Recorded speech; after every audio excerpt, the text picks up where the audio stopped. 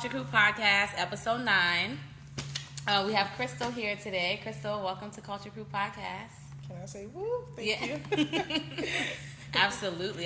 We're so happy to have you. I know I met you just recently in Atlanta for LEA weekend. Yeah. You were the star of the show. So Lisa was, but okay. You were definitely the star of the show, and Lisa was 100%, but you were like the silent star of the show, and everyone, I remember asking like, oh my God, who made the dresses, and Jimmy D, both of our good friend, he introduced us, and we ended up like bonding immediately. You're a super sweet person, but like, yeah, you killed the LEA, like silently. Lisa wore the hell out of your dresses, so just tell us a little bit more about that. Because you're a designer, for those who don't know. Yes, I am. And what's the name of your brand? Wonyon. Okay. That's J.Wonyen. So it's pronounced exactly how it's spelled. Is there a meaning behind it? Yes, that's actually my father's name, my late father. His first name is Julius and last name Wonyon. Okay. So I named it after him. That's awesome. So yeah, tell us more about the brand and the LEA experience and all the buzz that came from it. Yeah, so the whole LEA thing came about when Lisa found out that they asked her to host, and she said, "Crystal, I want you to style me." So I'm like, yeah, I've never styled anybody at the LEA before. I mean, I did something for her for like the after party, and that was it. So when she came to me, I'm like, yes, I'm excited because that's my time to show people how I think that Liberian fashion, especially a war show, that type of thing should go. So I was really excited, and I started sketching. And Lisa was like, I don't understand. I trust you, so just, give me what you got. And that's what I did. So everything literally, you were sending her the sketches, and she was just like put it together. Yeah. So there was one where it was like the bottom was flat. It had like, I call it come bushy too. That's what I call it. Yes. No, that was fire. I think that was my favorite, even though quite frankly it's hard to pick because there were so many really, really good ones. So you styled every outfit that she had. Everything. I styled, I designed. I chose the fabric because at first she went and got the fabric, and I'm like, what are you thinking about, Because the way I work sometimes is like the fabric speaks to me. Like, you can get a fabric and you think about certain style and it just doesn't work. So she had to come down. We actually went there. It was fun. And I was just like, Lisa, you see all that ugly fabric you chose? This is what you pick. And she still, she has her own creative thing that she does. And when you're not a designer, it's hard sometimes for you to understand the person's, vision. And, she was like, yeah, I trust you. And certain things, even when it came to the gloves, your favorite outfit, even when it came to the gloves, Lisa did not want to wear it. I'm like, you are wearing it. You just don't understand. Yeah. And when she came for the fitting and she had the dress on, she was like, oh, this is so cute. And when she put on the gloves, she was like, oh my gosh, Crystal, like, thank you. Like, the gloves made the dress. I'm like, yeah, you've never seen an African glove before, so come on now. Yeah. So what kind of buzz came from that? Like, obviously everybody they were talking about it, but did you get a lot of business? What's the buzz that came from it? I kind of did, but I kind of didn't because I feel like, number one, there's no Liberian fashion industry. So I feel like sometimes people don't understand the work that goes into designing, outfits, like, what we did for the LEA. Some people might look at that and be like, oh yeah, I want something like that. I have like 150, 200, but come on, like if you understand fashion and you understand the type of work that goes into it, like you would not see any outfit that I made on anybody anywhere, especially before. After maybe, but you have to understand, and I feel like a lot of people didn't understand that. And some people, when I call prices, like, mine, I want too much, and I'm just scratching my head, like, girl, like, yeah, do you understand? So when I say I kind of did not, that's what I'm saying. Some people did understand, yeah, and I kind of got buzz, like a little bit of buzz from that. That actually brings an interesting topic that I want to talk about, because it's like, was it Stella McCartney or one of them that had this, like, what was it, a blazer or something like that? Yeah, like talking about the one that Rihanna wore. Yes, the Ankara print, which was like thousands of dollars. Yeah. So it's like, okay, so y'all gonna pay $1,000 for this, or Versace, when Versace came out with these Ghana Must Go bags. Yeah, it's like, I see some it's like, okay, people. bet. So y'all gonna pay all this money for that, but then y'all own Liberian people or y'all own country, wherever they're from, it's like they kind of see it as. And I kind of talked to another designer about this when I did one of my other podcasts, our show, but it was like, I don't know if, for me, I used to live in Liberia, and so like, you could easily go to a tailor. Yes. Here, I feel like tailors aren't easy to come by as they are in Liberia. Everybody's a designer. Exactly, but it's just kind of like, what do you think the reason is for for wanting to shortchange the designers, and like to tell the customers out there and the people like what all goes into it? Because it's like, maybe sometimes we don't know, and I know, and when I want something nice and I want something that not everyone has, and obviously I want to support my friends, and so I don't mind paying the cost, but it's just like, what do other people need to understand when they're trying to get a full-on dress for somebody to sew and design and do everything for less than $200? Yeah. I feel like number one, it's not people's fault, especially when it comes to African and Liberian, especially Liberian people, because we are in the Liberian industry. Mm-hmm. And that's because, number one, we don't have, like I said, we don't have a fashion industry. So there's no structure.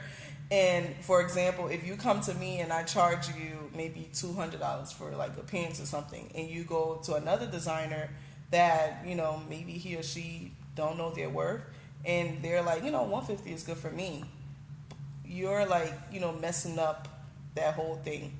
If you go to, like, for example, Michael Kors for like, you know, like an outfit, Michael Kors will charge you up to a certain amount because they already have a structure, you know, for pants, or a certain amount if it's, you know, ready to wear or high end, you have to be in that certain price range bracket. We don't have that. Mm-hmm. You know, a lot of people have their 9 to 5, so, you know, the fashion thing is just like a side job for them. Mm-hmm. Even me, when I first started, like, I wasn't taking it seriously. You know, if you come to me, I'll make you a pair of pants for like $50. Yeah. You know, so now I feel like we have to be serious about that so people can take us seriously. So they know when they come into a designer, not a tailor, but a designer, mm-hmm. they know how they step in. Right. So I understand you saying there's no industry. Do you have, like, are you thoughts about that? Mm-hmm. And are you planning on doing anything to, like, you know, to build it up? Yep. I actually came up with, you know, I was trying to keep it a secret, but, you know, you never, Culture Food Podcast exclusive. She got out we of like me. those. We like those. Yeah, so I actually started contacting a few designers. You know, we are all at different places in our life right now. Some people, they have, you know, more resources than other, but I didn't want to look at that as to say, oh yeah, I'm Jay Wonyon and I feel like I'm better than this person and blah, blah, blah, blah, so I'm not going to reach out to them. So what I did was I reached out to, like, you know, almost everybody that I, you know, not people who are like, not people, I'm sorry, dropped my phone. Not people who are like, you know, just like, what's the word, like, buyers. Okay. Not so much buyers in the Liberian community, because you have some people, not throwing shots at them, they're not designers, maybe they buy a few stuff and they sell it, mm-hmm. and then they have people who are actually at home making things. So those people, I reached out to them, and, you know, some of them I spoke to them on the phone, I sent them messages, and I told them my idea that, you know, we have to come together and build this thing. Nobody right now is taking that initiative to, you know, mm-hmm. to say, let's bring some structure to our fashion industry. So I talked to a few people, and I'm like, you know, let's gather our resources, let's talk, and hopefully this can lead somewhere. It's not going to happen a year or two from now, because it's a lot of work. We're trying to get to a level as far as, you know, like Paris or, you know, American fashion industry. Mm-hmm. So it's not going to take 1 or 2 years, but we need to start talking now so that we have some type of structure to, you know, mm-hmm. build this thing, and so we all can win and leave a legacy for other, you know, upcoming designers and stuff, you know, Liberian. Absolutely. And who are some of those Liberian artists and designers that you look up to personally? This is gonna sound this is gonna sound like damn, what is it called? Damn, I forgot the word, but this is gonna be a little like some people might be like, wait, what? Keep it 100. Keep it 100. To keep it 100, even when it comes to other designers, as far as big American designers, I honestly have not looked at any designers. I was not inspired by any designer. I'm not even gonna lie. The first time I even seen besides Victoria's Secret Fashion Week and runway show and other things, I don't really look at fashion magazines and say, oh, I love this designer, I like this spring wear. I can't even tell you whose design is that, because my mom is who inspired me to do fashion. Well, that's all. Yes. It don't gotta be a big old celebrity or something Yeah, sometimes some people take it like, oh, who she thinks she is. She knows she's gonna no, really. Even before, and I love Koto Momolu. She's representing us and everything. Even before Koto Momolu was on Project Runway, I used to watch the show because I wanted to be on the show. Mm-hmm. So I was watching it before she got on there, and when she was on there, I was excited. Any African person, as a matter of fact, any black person got on there, I'm like, oh my gosh, Yeah. So sometimes some people think, because I'm Liberian, that means okay, Koto Momolu inspired me, or because I'm a fashion designer, some big fashion designer inspired me. Mm-hmm. No, I pretty much just... Your mom used to sew? No, my mom used to... She dressed. Yeah, she's very much into fashion. Okay. And the way how even my brain, I do the African, but the way how I do it is modernized and Europeanized. That's because my mom used to do that. I used to watch her do that. Okay. So that's where I got that from. Okay, so did you go to school for this? What's the deal? Are you an artist? Because those kind of designs, mine, it don't just happen, or does it? Or is it just talent that you're just born with? It's just talent that I'm born with. I did it, however, try to go to New York Fashion, not New York, I'm sorry, Art Institute of Pennsylvania. Okay. I tried that for about a few months, and then I got frustrated because I didn't even touch a fabric. Mm-hmm. And there's so many other things that's going on in my life, and I kind of dropped out. Okay. But other than that, it's all me. I started doing arts. My art teacher just, saw that I had talent. She started pushing me. Mm-hmm. And I used to sketch and everything. And that's where that comes from. And then who taught you how to sew? I taught myself. Self-taught. Get out. Yeah, I used to go to a thrift store and, or even some of my clothes, I would take the seams out and stuff like that, mm-hmm. and then use them to cut it. And then a lot of times it was just I just felt like it was just common sense. You see a dress, you know how a dress is supposed to be. No, Mom. You just... That's talent, because I don't see a dress and know how to sew it. Yeah, sometimes, yeah. Common sense ain't so common for that, me, for that. I know, that's what I learned, because some people are like, I don't know how to thread a needle. I'm like, how? You just put the thread in the needle. But before, that's, how I just thought it was common sense. I later on, I found out that it was just, God-given talent. Yeah, that's awesome, and you're great at it. So, prom season just happened, and I love prom season because we have social media now, and girl, our people, we know how to take a prom to the next level with the dancers and coming out with smoke and this thing and that thing. So, have you sewn any prom dresses? I actually did. You did? Yes. Was it African? Was it Ankara print? Yes, it was Ankara. I actually had 2 clients that wanted me to recreate the dress from the LEA. Okay. And one of them, I didn't like the fabric, but I still had to, make it work. Mm-hmm. And the other one, it was just so many things going on. But what people don't realize is that not everything is for everybody. Not every style fits every body type. Mm-hmm. And sometimes when you try to tell people, girl, I'm a designer, I came up with this design, and I know for a fact that it's not for your body. Mm-hmm. Not trying to body shame you or anything, mm-hmm. but if we, do it this way and do it that way, it will be perfect. But some people don't want to hear it. They want exactly, and then when the pictures come, even if the dress fits you, I don't like the picture. So certain stuff I just don't post. If I don't like it, mm-hmm. I don't post it. If it's not clear enough for me to put on my social media page, I just don't. Yeah. So, what do you think about, because I know we mentioned earlier, like, the whole other designers using African print and Rihanna wearing this, and now you see Beyonce and all these people wearing, like, what do you think about the whole, like, this wave of, Ankara, like, because, I mean, it's like, on one side of me, I feel like, oh, bet, now, like, people are going to be exposed to our culture, and then on the other side, it's like, I want to be on some like cultural appropriation type thing, you know what I mean? So like, what do you think about it? I kind of feel the same way how you feel, you know. I mean, you just have to, because especially like being in this country, a lot of people were like teased and stuff for like Girl, African booty scratcher. For me, I never, like, my friends would tell you in school, like one time when I was in high school, one time I went there I tied lapa to school. And a lot of my friends were like, before we got to school, like, oh my God, Crystal, we should be doing that. And I kid you not, when I got to school, all the African American kids was like, oh my gosh, like, you're just the coolest African. You're just so different.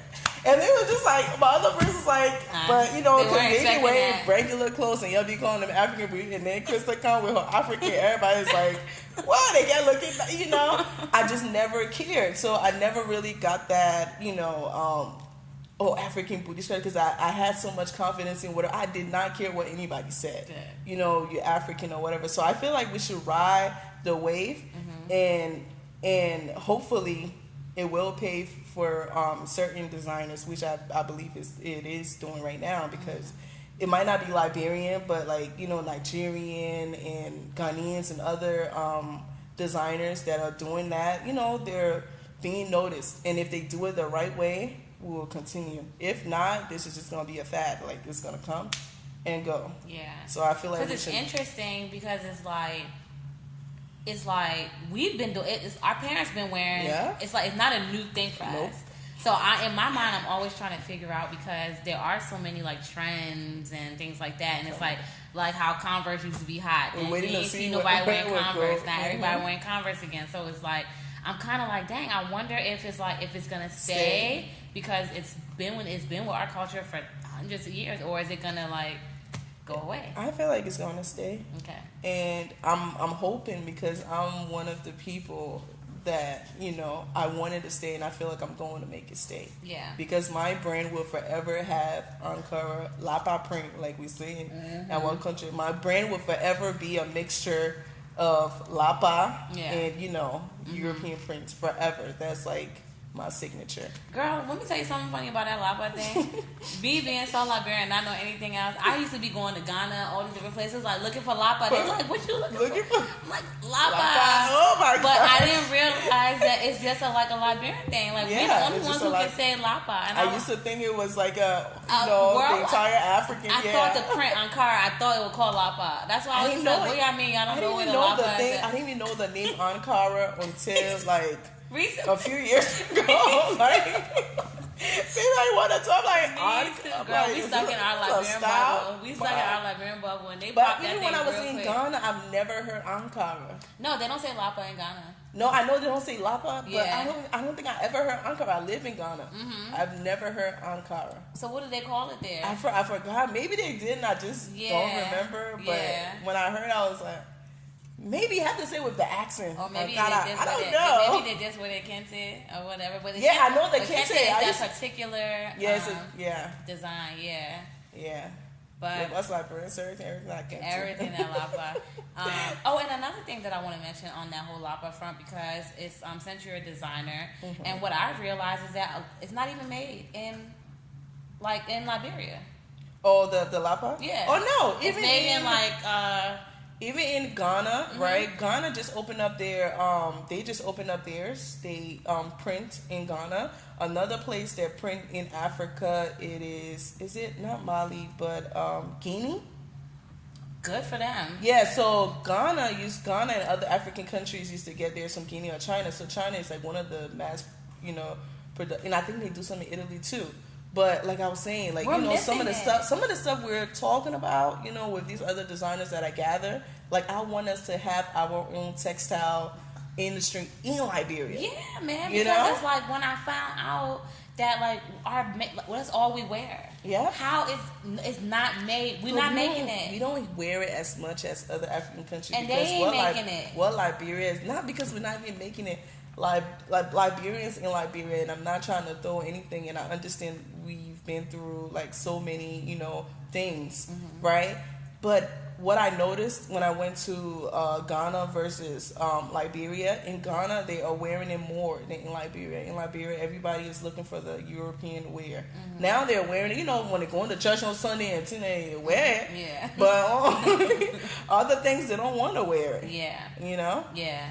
Everybody want to wear that, that Gucci from China. Right. Dubai.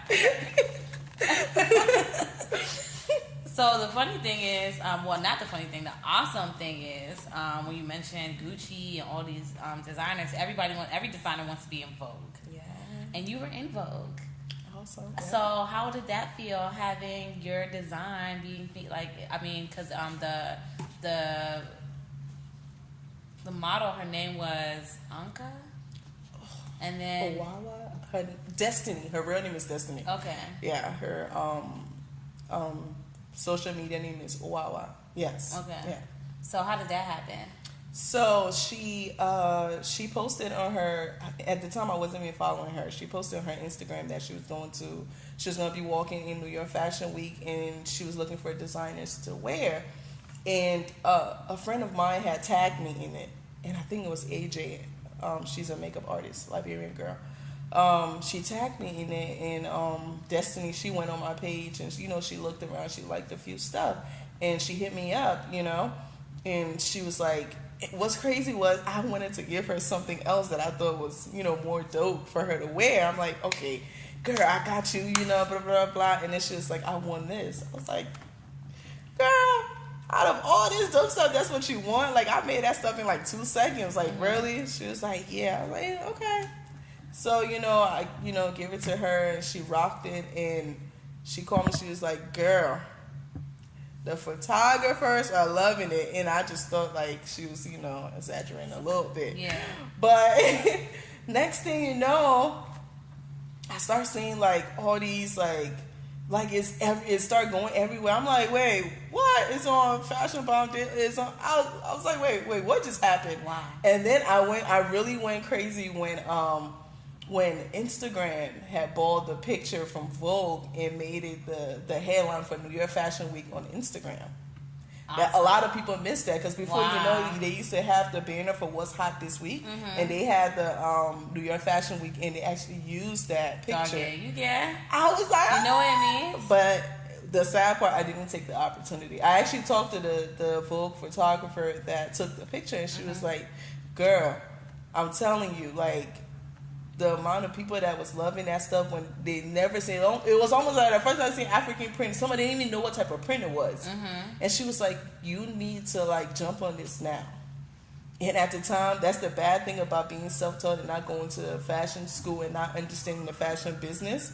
That's what hurt me. Because if I did, do all those things, I kid you not, I would have been at a different level right now. Yeah. I kid you not. But it's never too late to learn. And I think the bottom line, from what it sounds like, with whether it was a Vogue or LEA, it's just that the next time, which could be tomorrow or whatever, you just got to have everything you gotta be in ready. place. You know what I mean? So I wanted to do it by myself, and I had to step by and say, you can't You do know this what by I've yourself. also realized, Crystal, too, is just like from doing this podcast and from talking to all the other entrepreneurs that have been on here, the one lesson that I've learned is that sometimes you try to like get everything perfect before you like jump out there. That's me. And it's like sometimes you just need to get out there and then let it like grow and build up for itself. Like, don't wait for your website to be like the amazing website that you want it to be. Launch it, let it go so people can go there and people can reach you. And as people start reaching you, you know what I mean? Like, then it'll build up from there. That's exactly where I'm at now. Because before, I wanted everything to be perfect, and I thought I could do everything by myself. Like, I'm like, I'm a woman too. I'm going to design. I wasn't even building my own websites. Like, I was doing everything. Yeah. Before I launched my website, I'm like, I need to have 10 of this look, 20 up, that's how I wanted to be. Like, you know, like doing all by myself. And I just had to like sit back after the whole thing happened and I realized the mistakes that I made. I'm like, damn, like I could have, you know, I could have been on this thing and ride it with, and then I went and messed it up from, you know, just thinking I could do it myself. Yeah. And the only thing I got with that whole thing is just like, yeah, I was in Vogue and blah, blah, blah, blah. Wow. Yeah. Yeah, but I mean, this is a good, the thing of the part about the podcast is obviously promoting Liberians, but it's also like people have been reaching out to me, like when they listen to the other, like Carton and other people, like other entrepreneurs have been hitting me up, like they can't wait for the next one because it's like y'all are inspirations, you know what I mean? And this message is going to go to somebody else, you know what I mean? It's just kind of like, you just got to take that opportunity and definitely be ready and ride it, you know what I mean? Because I think even Arshelle, who's another designer, she even talked about how when Kelly Rowland wore her stuff and how much she got, and then she was just like, and sales were up. She never had that many sales, and then it went back down. You know what I mean? It's like, but it was that opportunity. It was that 1 minute. It was almost, she literally said, she was like, I need like a Kelly Rowland to almost wear my shit every day. You know what I mean? For it to, you know what I mean? But you definitely got to catch that buzz. But we hear you out here and super proud of you. And just last week we recorded a podcast with Sean Collins, who's another super dope artist, and he was talking about how you guys are working together. So like, what can we expect from you guys? Right now we are, because you know Sean, he's all over the place, so talented. He designs and everything. He's working on the website, and we're working on doing like a lookbook. And like he's, you know, because he knows more than I do when it comes to the fashion business. So I'm just here to like pick his brain and learn from him and try to follow him. And you know, I'm trying to work with people. You know, I understand I can't do it with myself. So when I got introduced to Sean, actually, I've been chasing that kid for like forever. When I was in California, I'm like, can you do my website? But because I don't know, I came at him a little friendly, and I think he was like, well, hold up, I know you're Liberian, I'm Liberian, but don't talk me do something free. I'm like, oh no. So we actually met up again. I'm in this organization, PAL. You've been to the stuff, and I met him when we did the entrepreneur stuff. I'm not sure if you went. That might have been probably where I met him, because I met him at a PAL event. So and then he actually came to me this time. He was looking at my work. I'm like, oh, so now here you come. I've been chasing you. Now, that's how I was like, and I had a rubber. I said, you probably been chasing ever since it was meant to be. Now, you know. So we got back in touch and we started, and he's like, yo, you're so dope, and I would love to help you. And a friend of mine, I'm excited Grace, she was behind him like, Sean, and I'm not even sure he knew I was the same person that Grace was talking about until, you know, we put it together, and he was like, let's do it. I'm like, let's do it. I'm ready. I'm ready excited about that, because both of you guys are dope in your own right. Yes, you know what I mean? He's so dope. So coming together and like with his connects and with your talent and just everything is definitely going to be awesome. Yeah. So I want to close out by Monrovia Fashion Week is happening. That's a big thing. It's happening in June. The weekend, June 15th, 16th? June 22nd to the 24th. Okay. June 22nd to the 24th, Monrovia Fashion Week in Pennsylvania. I don't know the complete address. Okay, it's happening in Pennsylvania. And what can we expect from you? Can you give us a little bit of tea? Like, the tea don't gotta be hot; it can just be lukewarm. Yeah, no, I always turn it up. So, no, I really want to, and oh my gosh, I hope nobody would take this like, you know, oh my gosh, she's so cocky. Because my friends are like, oh my gosh, you're so full of yourself. You're just cocky. No, not at all. Yeah, so. As a matter of fact, you gotta be a businessman. If this was like maybe a few years ago, I'll say, you know, I'm a little bit of Kanye, but I don't want to say that now because Kanye be on some other stuff. But I have a little bit of Kanye in me. Whole time, no Kanye, my man. The old Kanye. I'll be afraid to say it because everybody hate him, but whole time Kanye, my man, though. Yeah, so I'm a little bit of the old Kanye. So I do know my, like I said, I have confidence in my work. I know what I do. And I always want to push the envelope. I always want to have other, you know, not saying that other Liberian designers don't have inspiration, like they're not inspired, but I want to inspire them to think outside the box and do more. So even with the last Monrovia Fashion Week, if you know, I'm not sure if you went there, Koto Momolu was there, and she saw exactly That's the one that was in Baltimore? No, the one in the first one. The first one that Jimmy did. Okay. Yeah, she was there, and everybody kept on like, "Oh my gosh, Koto Momolu was just like in awe with your work and blah blah blah," and I'm like, of course, but that's what I want to do. Not to be cocky again, not to be cocky about it, but I really do want to push the envelope. I really want people to, like, when they go look for Liberian designers and they see my work, or even somebody else that maybe they're not inspired by me, but you know they have good inspirations, and they're like, yeah, they're doing something different. I see something here. It's couture. It's couture. You know? And the thing is, there's levels to this. Even you know if it's ready to wear, it has to. It got to be on that level, and there's nothing wrong with that. And you also y'all can't keep giving me the same thing, right? You know? Yeah, and it's okay if the pricing structure is higher and stuff like that. Like, because when you know you're getting something nice and quality, you gonna pay for that price, and you also have to know your market.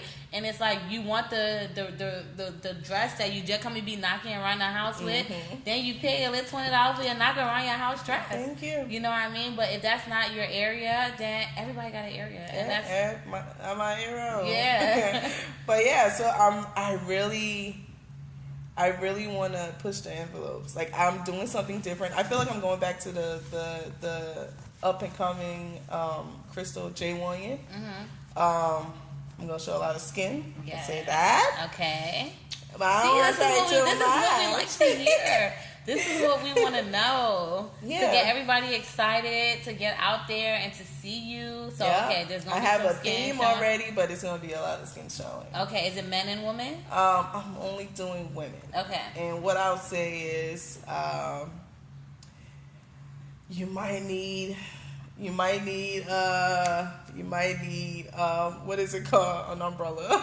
Oh. It's gonna be hot. Oh. You know, when it's hot, you need an umbrella to to block block it. You gotta have a shade. All right, dang. Okay, I'm getting excited because I already know you're gonna come to you just gonna try our lives. I'll try. All right, cool. So, Monrovia Fashion Week is going to be June 22nd. Wait, hold up. Is that June 22nd to the 24th? Okay, I'm just making sure because I'm bad with June 22nd is a Friday. June 23rd is a Saturday. Yeah. It is going to be in Philadelphia at the Lounge Philly. The website is www.monroviafashionweekusa.com. So definitely check that out, and you guys go and see Crystal. Yeah, they're doing something a little, not to cut you off, but they're doing something a little different this year. They have, like I said, they have 2 nights, Friday, Saturday, and I think Sundays they're doing like something on Sunday. Okay. But I'm showing a few, like, you know, some designers are showing on Friday and some are showing on Saturday. Okay. So I'll be on Saturday, so yeah, come see me. Okay, so the address for that is 4809 Germantown Avenue, Philadelphia, Pennsylvania 19144. And again, you can just follow Monrovia Fashion Week, www.monroviafashionweekusa.com. And yeah, some other dope I'm stuff excited coming. I can't talk about it right now, but some other dope stuff coming out. Yeah, is there anything that you want us to know? I definitely want everybody to follow you. I need to get me an outfit made, girl. You know what? I was gonna try to give you an idea and give you my cloth, but from what I hear, it's like don't bring no cloth. Don't keep your ideas to yourself, and just let her. You can bring your ideas. No, you know what? Show me a little cleavage. You know, I like when people. Kind of stuff. Yeah, but not like a full out like. I saw that picture. They get wearing their dress. This is the last time. Like I told people, this is my last time doing that. Like this year, not even a full year. This is my last time, and that's because I needed some extra money to get some fabrics or some other stuff. But I'm not I'm not doing any more. I saw this thing. Can you do this stuff for me? Because number one, I can't even put my name on that. I don't even want to put my name in that because that's not my design. If I make something for you that's designed by somebody else, I'm your tailor, and I'm not a tailor. So I just want to, if I'm going to do custom stuff for people, you come to me and say, okay, I want it short, little instruction, that's something different. But don't tell me, I seen Gucci stuff and then when I get it, seen Gucci price, and I don't want to pay it. Then go buy Gucci. Yeah. Yeah, but I don't want to touch that. Because it takes away from, what people don't understand, it takes away from the creative process, from the designer. It takes away. Okay. Yeah, it takes away from it because we want to be doing our own stuff. Want to be putting our own stuff there. So don't be giving us your, different, a different thing, and then I can't. My creative side can show. Yeah, cool. I'm here for that. So let us know how to reach you. And yeah, we need all the information on how to reach you because we ain't Vogue, but we gonna go viral and we gonna get you this business. Thank you. So yeah, how we reach you? How do we get in touch with you so that we can get some outfits? So only hit me up if you're an investor. It's like that. But